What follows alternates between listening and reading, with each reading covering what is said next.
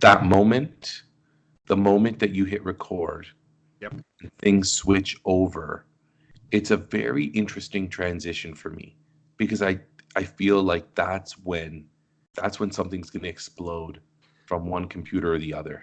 So back it up. Let's, and this is something that often in the on ramp, I don't know if we've given any space to in trying to figure out how to use Skype, how to sort of use this interface. We have got to a space where you do it on your own now, but initially I started saying safe hands, like just don't touch anything. Like we're almost mythologizing this tool. Like somehow we have to give it. We're really tender with the tool. Yes, we We've are. become very tender. Probably it's got tech fragility, so we're sort of like wondering whether or not it's going to work this time. So I've started saying the safe hands. Sometimes you sort of put up the safe hands. We're not touching anything. Go ahead, Clough, hit record. And then we go into this transition. On my end, I like that you pointed out on my end, like my screen almost, you know what it reminds me of? It reminds me of, countless sci-fi speculative fiction movies where they say, we're going to have to reboot the computer in order to like, stop the robots or whatever. And then there's like this hang time as you're in that cycling mode. Like, is it really going to work? Will the reboot actually work? Yeah, my screen kind of goes all strange and pixelated.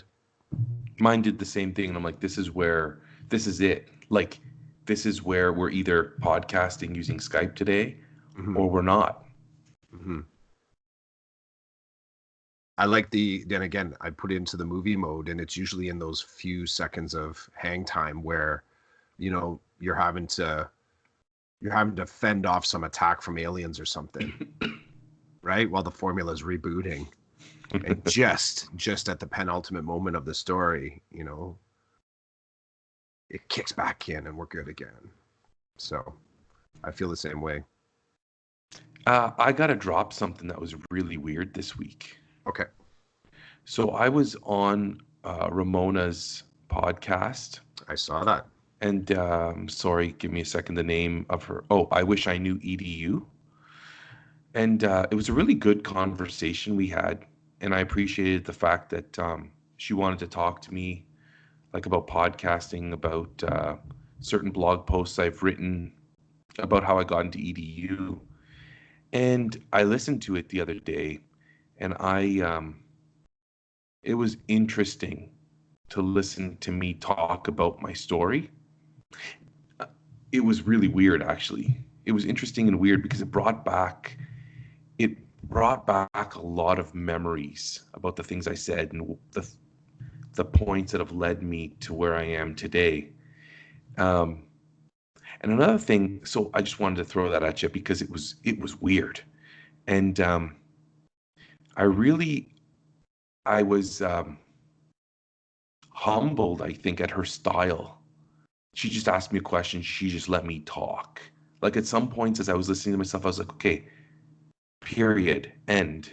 And I wouldn't stop. I just kept going and going, and she wouldn't stop me. She just let me talk. And I was compelled to tweet out and just thank her for letting me talk. And then listening to it was the ultimate, like, Twilight Zone experience. I literally was, and I found myself listening to it in three different places. It started at home, then it was on the ride to work, and then it was back at home.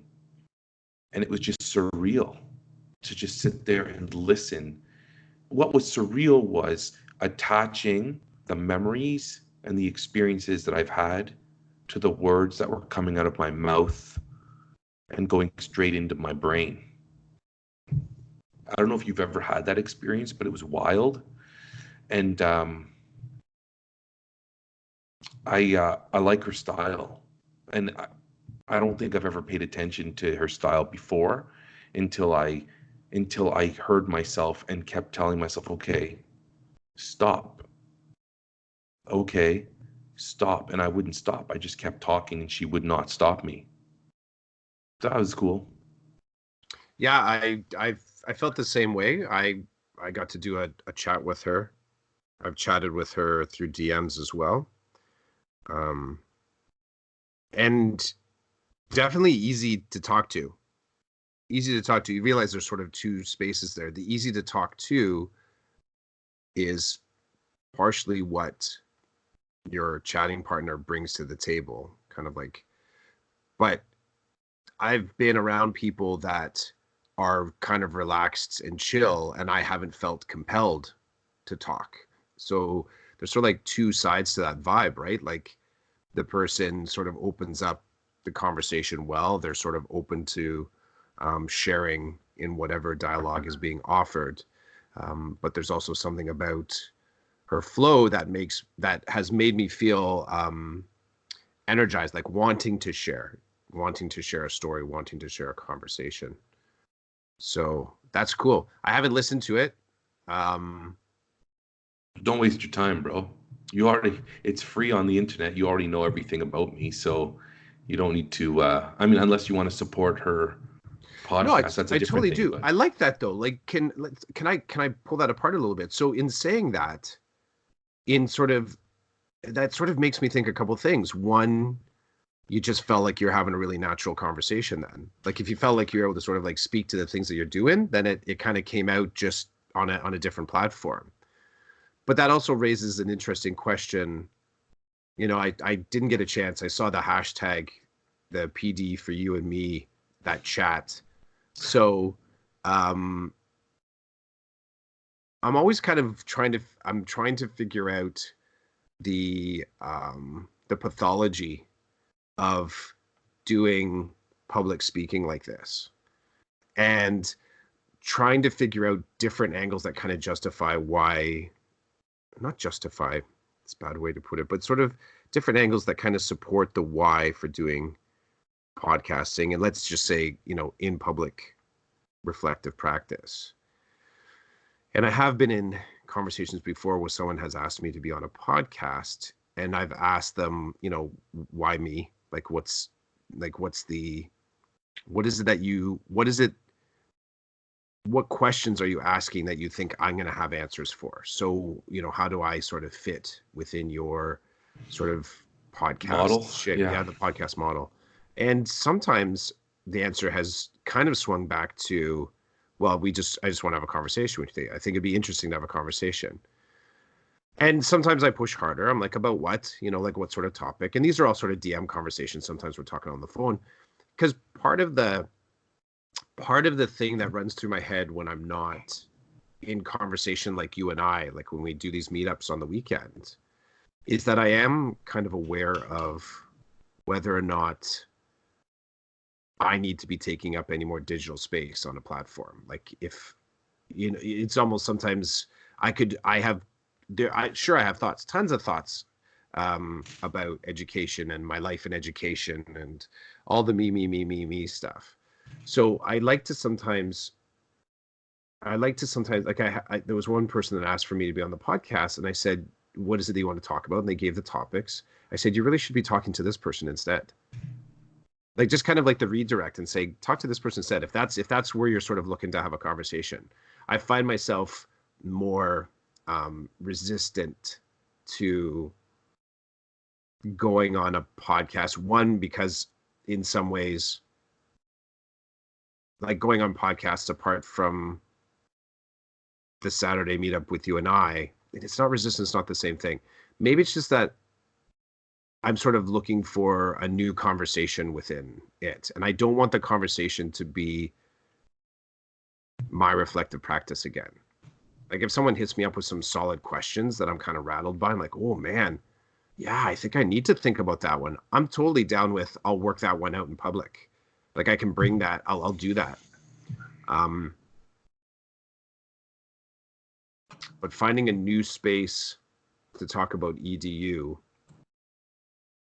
I don't know if I'm not doing a great job of finding new conversations right now. Maybe that's what it comes down to. I feel like I'm always talking about the same stuff, or people are bringing the same conversations to me all the time. Like people are asking me the same questions.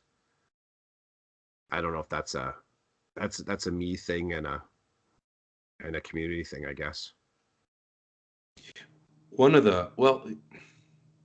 Yeah, I hear what you're saying. I hear what you're saying. That's what I dig about the Saturdays is that I actually don't know what we're going to talk about. I got to be honest. Like that's what kind of lifts my brain, like just kind of like pops it right out of my head, and then we just start kind of going for it. Like that. There's a certain amount of I like that because it's. I feel like I'm simultaneously. I haven't even started to draw anything yet. I should do something. I like. I like the fact that I don't necessarily know what we're gonna do. I enjoy that too. Like I think, and what's funny is over time, even the on ramp is not telling of what we're going to talk about.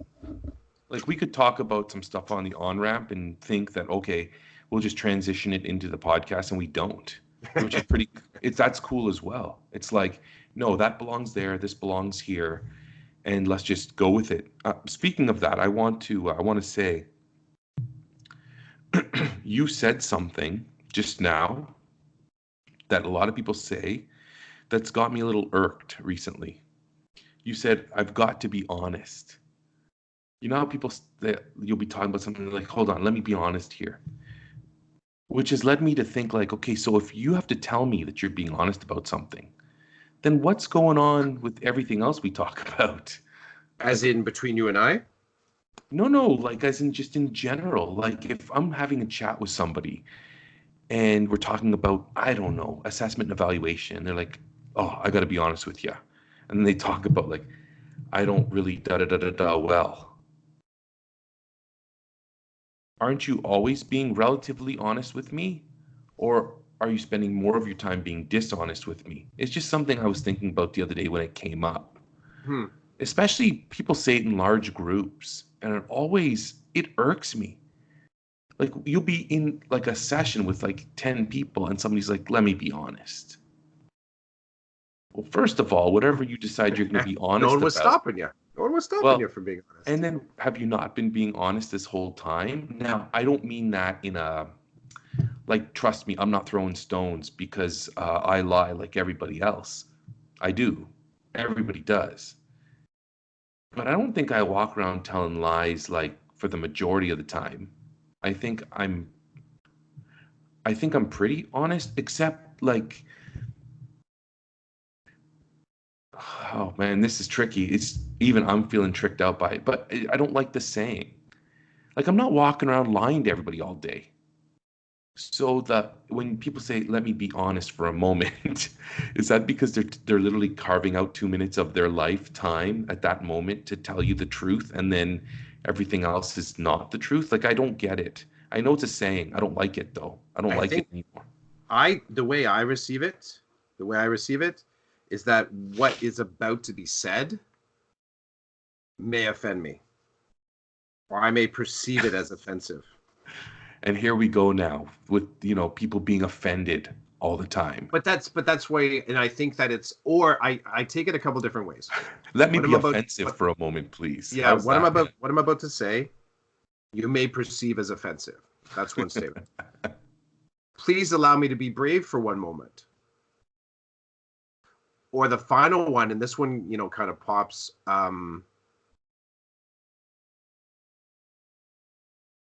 You're wrong. You're wrong, and you need to listen to my experience right now. So yeah, I got to be honest. So it's like a counter. It's a permission. It's like an apology. It's a you're gonna have trouble deal. It's a trigger warning. I got to be honest. I like courageous. I'm going to be courageous for a minute because isn't courage doing something in the face of fear and knowing like it's dangerous, but you're going to do it anyway? I haven't read the Brene chapter yet. I don't know. Oh, I'm not even talking Brene. I'm I know. talking like just the definition of courage. Like you still feel fear, you're still scared, but you are going to do something anyway. And so, I might like that.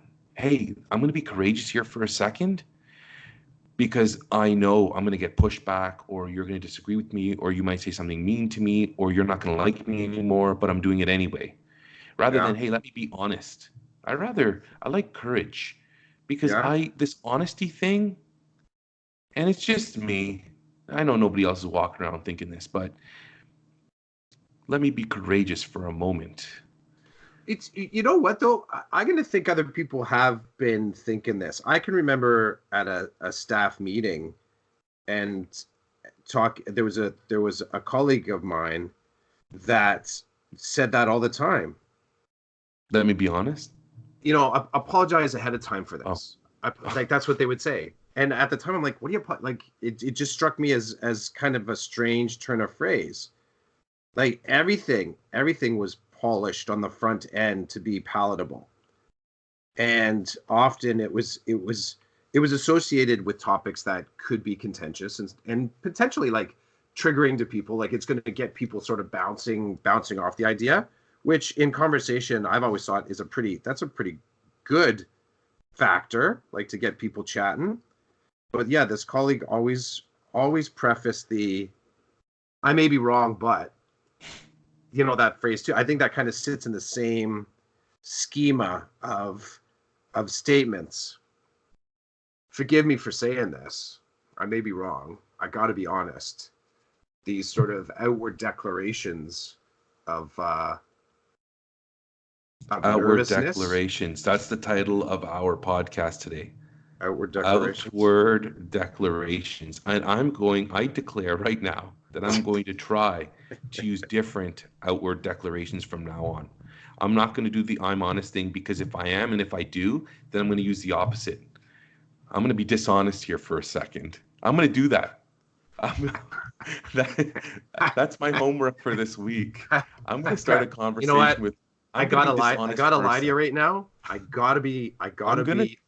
gonna do it. I gotta be dishonest with you right now. Let me be dishonest with you right now for a second. But I almost feel really like your shoes. I really like your shoes. I almost feel like you have to qualify too, right? Like, how do you set that contest? I gotta be. I'm not setting it. You're not. I'm just gonna do it. You're just gonna drop that in the conversation. One of my colleagues says something to me this week or asks me a question, I'm going to stop and I'm going to think about it. I'm going to be like, I got to be dishonest with you for a second here. And then tell them the complete opposite of what I would normally say. I'm going to do it because I'm sick and tired of these outward declarations.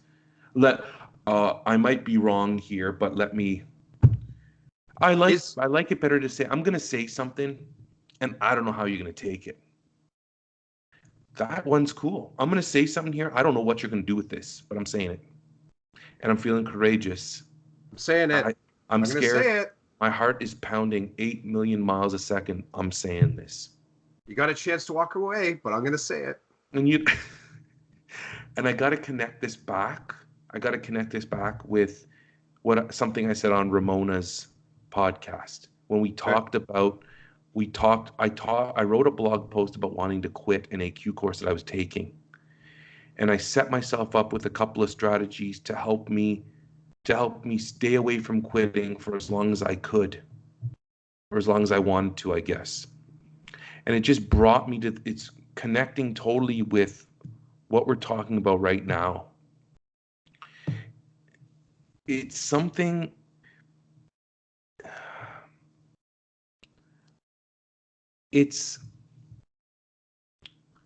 There are things that we go through all the time that are common. Like, people are doing stuff all the time that they don't want to do. Some of it's minor, some of it's major, and you find a way to push through, and sometimes you don't find a way to push through. And it's one of these situations where you feel like you have. In my situation, I felt like I had to act. I had to do something so that if I truly were going to fail, I wanted to quit because I didn't know what to do. So instead of quitting because I didn't know what to do, maybe I quit even after I did something so then I could walk away feeling or believing that I gave the situation something rather than nothing and still quit. I'm feeling like the outward declarations, I need to do something because I can't walk away from people when they want to talk to me, when I want to talk to them. And I say that, and you might think it's a joke, but it's not, because I've been operating that way for several years now, where I don't want to say certain things to certain people, so I just don't go there.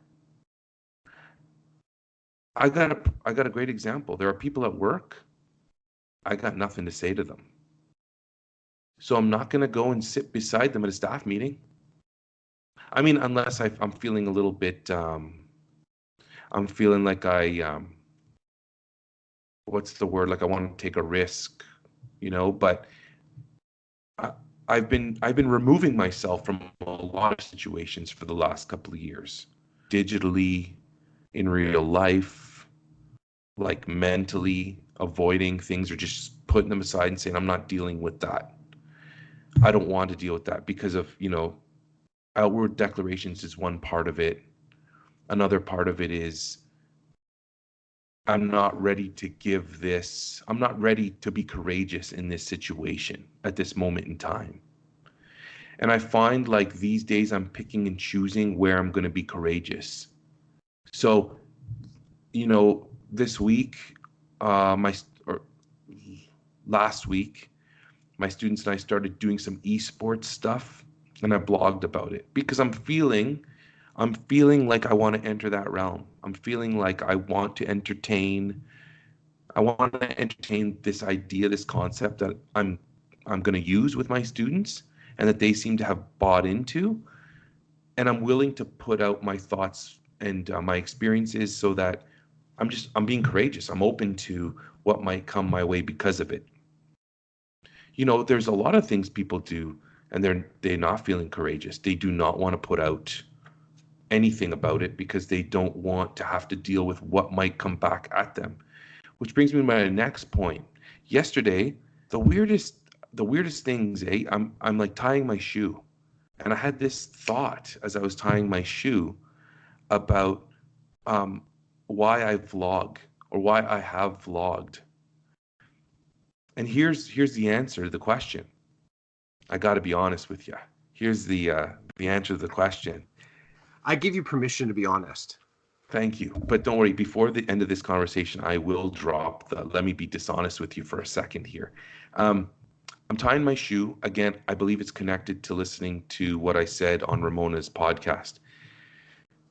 I don't think I have anything in particular that's interesting to say or to share with people. I think that the draw for me to the vlog was the fear, the fear of doing it. And what I'm trying to invest more time in these days is doing things that are really causing me fear in order to like callous my mind, as Goggins would say, in order to deal with other situations that will come my way that will leave me scared, but that I will act rather than not act. So I see it as like it's a bit of a game for me because I hope that I'm building myself up to deal with things that come to me in the future that I'm going to need courage for that I really don't want to deal with. And so in a gaming kind of way, it's like, okay, well, I'm going to do this and people are going to ask me why I'm doing it. And I've got a number of different responses for them. None of them are dishonest. Like they all have their place. Like, to learn how to use the tech, to share my ideas, even though like I don't think my ideas are that great, but to share the ideas or to share what I'm currently thinking at a moment in time and to archive it because I do use those things for my growth. But I think at the bottom of all that, I think the underlying layer of it all is that it scares the crap out of me. It's very scary. But if I can get through that and it's scary, then hopefully I can get through other things that are scary. And this applies to like my work, my family life, my friendships. And I think I'm getting a rise out of it. Like I think it's doing something for me. Now, trust me, there are things that scare me that I still won't go near and I won't touch. So it's like I'm picking and choosing what fear I want to deal with. But the outward declarations, they set people up, right? So that they can deal with their fear because they're going to say something that is risky. Or at least that's how I perceive it. They're going to say something that the majority might not like. See, I don't. You don't agree with that, eh? Well, I hear you because I know your context. I understand it because of also I know your process of, let's say personal development and sort of working through your ideas of identity and fatherhood. And I mean, we've spent enough time in this conversation. I get how that would be. I understand how that's valuable to you.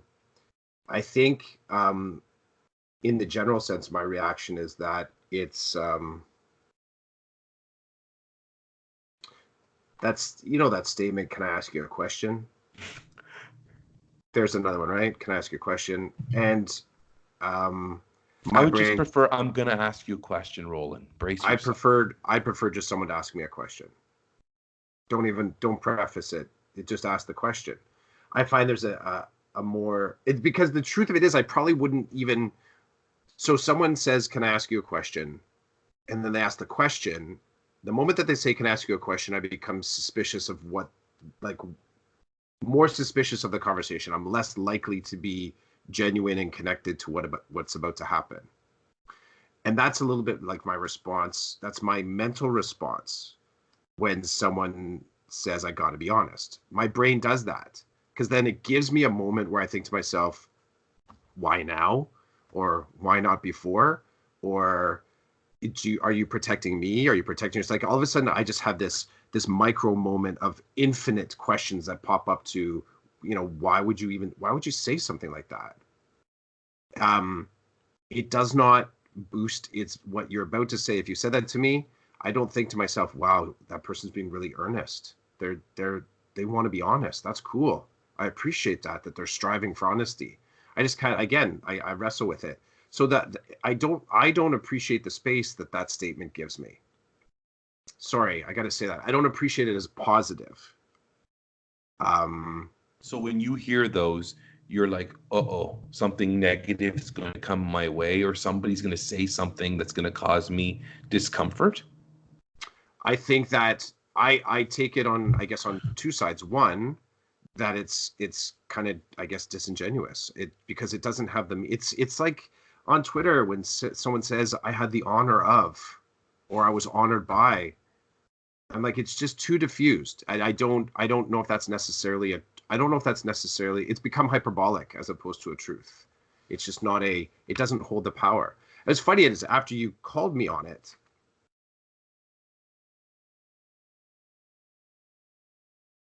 I realized that one of the things that I think in my brain was somehow that you might not believe that I'm being honest. And I need to rally you to I need you to believe in me. There was that kind of moment.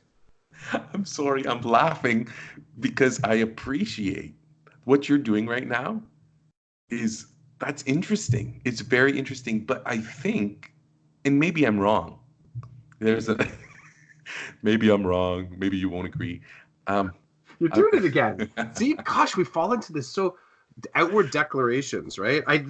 That's a good start, but there's got to be something. I'd like to think that there's something pathological about this dude. I'd like to think that if you said something to me and I really didn't buy it, I think I'd probably tell you I'm not buying it. I'd like to think. It depends on the context, I guess. But I think you and I have been pretty honest in general terms. Let me give you an example. So how you've come to Waterloo Region, we've hung out, we've gone out and broken bread together and stuff. And Yep. One time you said, what would you do if I came to your house? And I'm like, don't do that. Like, we've had the conversation where I've not tiptoed around the roses. I've not said to you, oh, well, I've said, don't do it. If you come to my house, I will not answer the door. So if that's what you're looking for, come to my house. If you're looking to hang out on a Friday night and go for some burgers, then let's talk about, respect me enough to talk to me about it. But hey, you want to pull up to my door and ring the doorbell? Go nuts, buddy. Fill your boots. I'm not answering the door.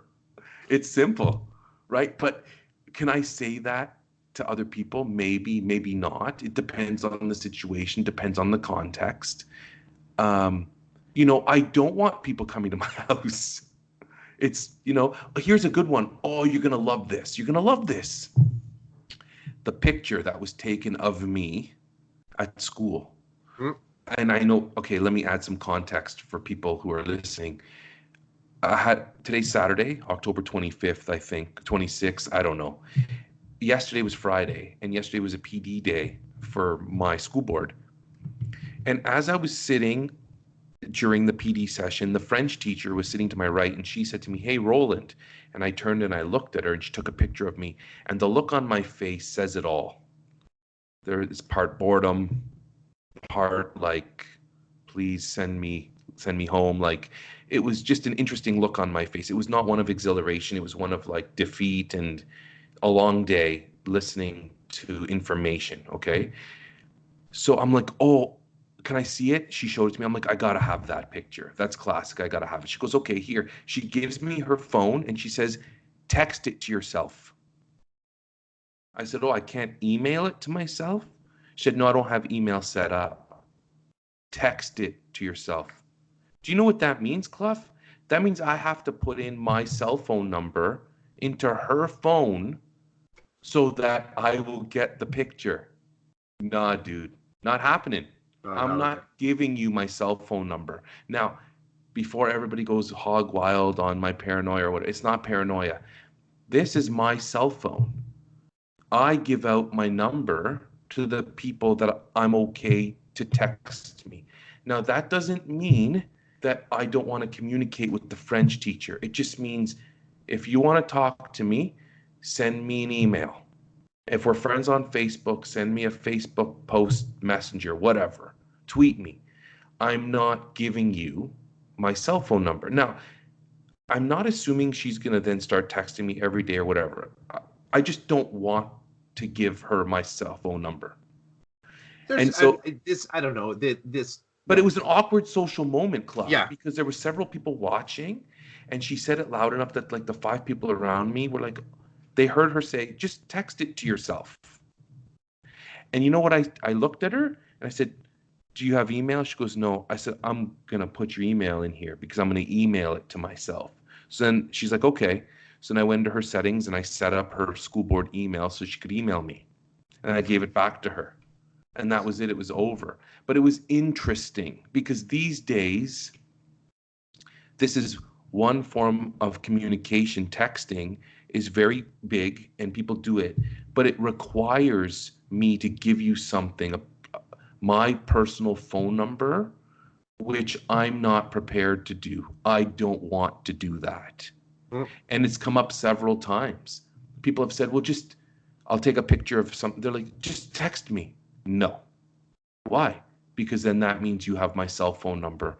And I'm sorry, I don't want to give out my cell phone number. And then they give you the look. They give you the look like you're a jerk look, or I gotta be honest. Everybody's texting these days. Let me be dishonest for a minute. I would love for you to have my cell phone number, but I'm not ready to give it to you. So it's just interesting moments, right? And what do? I was very courageous because I'm sure of those 5 people, maybe 1 or 2 feel the same as me, but they're not going to say it at that moment. They're not going to support me and back me up and be like, I'm with Chidiac. I'm not giving out my cell number either. And let me tell you, I don't take offense. I don't care if you're not going to give me your cell phone number. And it's come up. It's actually happened on the hockey team. I'm not going to name names. I'm not going to give too much detail because nobody's listening to this anyway, but there was a situation where there was a parent and we were communicating via email, and it was getting it wasn't fast enough. So I said, hey, do you want to text? And I was wide open to giving my number to this person because of the context. The person wouldn't respond to me. So I knew, I'm not 100% dumb, people. I'm like, that person does not want me to have their cell number. Hey, that's cool. We'll just keep talking like this. That's just how it's going to be, right? And so I'm okay with that. I'm okay with that. And it was an interesting social moment. Oh, just text it to yourself. No, I'm not doing that. And you're not coming to my house yet, Clough, because I'm not ready for that. So, but let's go back to where this all started. If you say something, you said that to me, and I didn't beat around the bush, because I think that our friendship is good enough, fluid enough, flexible enough to deal with that. And if not, then I'm gonna have to bid you adieu and wish you well, because I'm not buckling at certain parts of this friendship or whatever you want to call it. I'm just not wanting to. You know It's what? simple. And I'll go down to our friendship, our rules. Like that's what it comes down to. For me, that's where and this is where I'm jumping right through the, can I ask you a question? I got to be honest. I'm not going to be honest. I've come to understand, I've come to truly understand, I guess, the value of our friendship by doing the work that supports the friendship. The things that I'm willing to do to support the friendship, I'm aware of, but that's my set of tools. Now, if I felt like somehow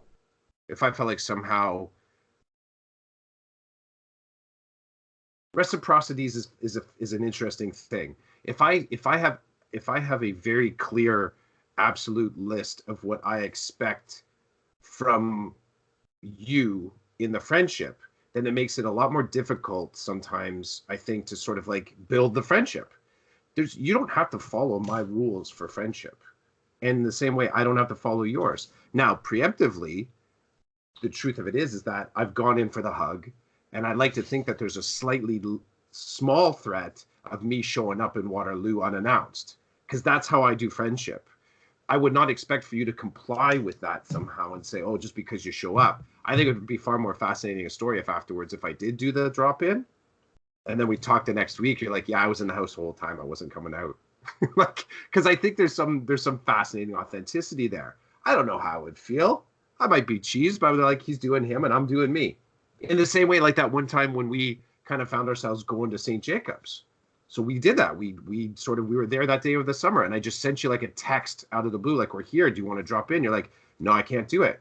And the iron in the big scheme of friendship, there's going to be other opportunities for us to get together. Probably in smaller scheme friendships, people would say, well, you got to do that, and if you don't comply, if you don't do it, then you're somehow sort of dissing the individual. I don't think you and I are building this thing like that. And the other part too is there's people listen to like, are these guys even friends? Like they're like talking like they're, you know what I mean? So, and we are. I do believe we are. I think that we're both sort of getting what we need. We've said before, and I'll say it here. I've said, I think you agreed. Like I would love the fact if we lived closer. Like I think that would be cool to be able to see you more regularly, to hang out, to do whatever it is that we do. That's not our truth though, right? That's not how. It's funny you say that. I got two things for you there. The first one is, okay, so I'm going to talk about St. Jacobs and I want to talk about living closer. St. Jacobs, when you texted me and you said to me, hey, I'm at the market and we're going to be around for another, I don't know, hour. You want to pop in? We'll hang, I'll get to see you or whatever. And I looked, I'm like, oh, cool. He's in St. Jacobs.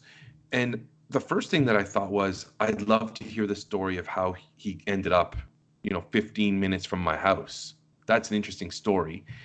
But I never thought, oh, he was coming my way and he didn't let me know. I've done that before with friends. Oh, they've come all this way and they didn't let me know. And guess what? I feel like garbage after that. And then things are awkward with me and the other person after that.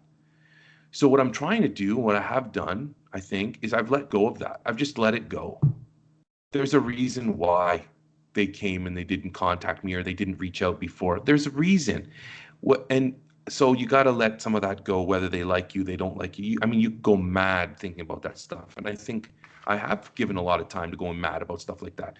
So this is a really awesome situation that you bring up, because I didn't think, oh, he was coming my way and he didn't let me know. I didn't do that at all. what I thought was, oh, I can't wait to hear the story of how he ends up in St. Jacobs, knowing I live so close. That was my first thing. The second thing was, I'm actually going to look and see what's happening right now in my household.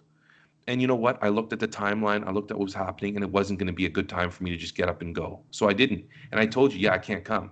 Like, there was not like, oh, well, let me this and let me that. It was, no, I'm not coming.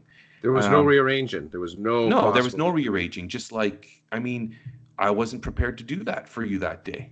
Just like you weren't prepared possibly to message me 4 hours early and say, hey, guess what? I'm going to be in St. Jacobs. Come on over. Like, everybody's just living their life. So that was cool. The second thing is, it's funny that you talk about, it'd be cool if you lived closer. I want to go see the Joker movie so bad. Hmm. I'm dying and itching to go. And like, I don't really have any friends that I'm willing to ask to go with me. So when you say that, I think, well, I think Clough would probably go see the Joker with me. But so that's an interesting thing. Like, I would like to go alone, I guess, but there's so much going on that it's like, when do I carve out that time? And that would probably be like a 9 p.m. movie, which means I'm not sleeping, which means I'm going to pay for it the next day. And so what day do I pick to pay for me wanting to go see a movie? Like, it's ridiculous, the intricacies of the thinking process, like when it comes to something like that for me. But Adulting. it kind of stinks that you don't live closer, because I suspect you would go see it. Yeah. Or you might say to me, hey, I want to go do this. You want to join me? And it's like, yeah, let's do that. Let's go do that. So I thought that was neat. Thanks for bringing that up. But I mean, the rules for friendship is, I think I'm okay with your rules and you seem to be okay with mine. Like, the last time I saw you, like you said, you gave me a hug and I didn't like any minute of it, but I didn't, knock you over to the ground. I just let you do what you needed to do and I moved on. Knock me down. That'd be awesome. And it's funny, there's like running jokes about my non-hugging ways. There's running jokes like, I'll tell you this one, then I got to punch out. But Okay. years ago, I was working at this school, and it was a tight-knit staff. It was a good group. I really liked them. I think they liked me. And there was an LTO, and the bell rang, and we went to the door to get our kids, and we were all lined up, and this LTO teacher, we're all standing around. She goes, I want to tell you guys something. And we're like, what? And she's like, I'm pregnant. I'm having a baby. And then instantly everybody goes in for the hug, right? And so one at a time, each one of the ladies hugs her. And the kids, like, the doors haven't opened yet for the kids to come in, but there was like 5 of us there. These 4 people go in for the hug, and I just stand there and I'm like, awesome, congratulations. And it was the funniest thing, because they're like, Roland's not going to hug you. Don't, like, he'll tell you congrats or whatever, but it was just funny. And it's been a running joke for years, because I'm like, I'm not touching you. I'm not hugging you. And as I tell my students, I'm not a hugger. I barely hug my family. So I'm not going to hug you. But I'll give you a high five. I'll give you a fist bump. That's me. That's how I operate. And I'm going to respect you for your ways of operating. And I'm hoping that you learn here that you'll respect me. And this is how the world works. So that one day they can grow up to be just like me, and they can say to their friends, yeah, you can come to my door, but I'm not answering the door. Consent. So Consent. then it's up to you then what you want to do with that. So the title for this podcast is going to be Outward Declarations. Let me be dishonest with you for a moment. Okay. Lay your untruth on me, buddy. I have not enjoyed this podcast episode at all. I didn't either. There you go. And I gotta apologize up front for telling you that, and I hope that I really do hope that you'll understand. Can I ask you a question? Are you okay? Can I ask you a question? I'm gonna be honest. I gotta be honest. I gotta be honest. I really do enjoy it when you ask me questions about questions. Can we talk? Like, do you have time to talk? Oh, I wish I did, but no, I do. I have time. Are you sure? Because I have really time. don't want to. I don't want to I got to be get in your honest. Yeah, way. I'm pretty sure. Okay. This type of chat. You this can go suck. on. That's what I wanted to talk to you about. You're gonna I be gotta be listening. honest. We're gonna be listening. I'm totally gonna be listening for the like. This is you've queued me up on this. Like these listening to other people. I like the outward declarations. I almost want to make it more catchy though. Outward declarations. Do what you want. Just don't do it on my time. There we go. All right. Yeah. On that note. Yesterday at the meeting, whole group meeting, there's like 50 of us. And the vice principal and the spec ed teacher are talking about a concept. Did you like it? Did you not like it? Somebody raises their hand and says, I got to be honest. And right away I know. I'm like, this person is going to push back hard. And so I'm sitting there like looking. Do they though? But do they? That's the thing. I think that's what we're messing with. I don't believe that it's hard pushback. Okay, the pushback was soft, but it was pushback. But I knew right away, the minute they said it, I got to be honest. It meant that they were about to say something that they believe was not going to be popular with the masses. True. That's when it happens. It's the apology in advance. Okay. Did it go anywhere?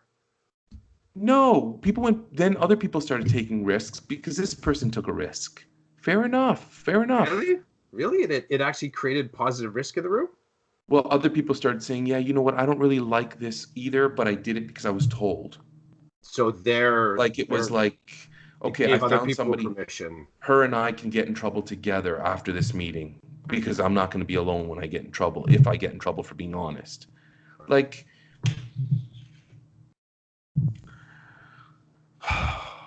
outward declarations.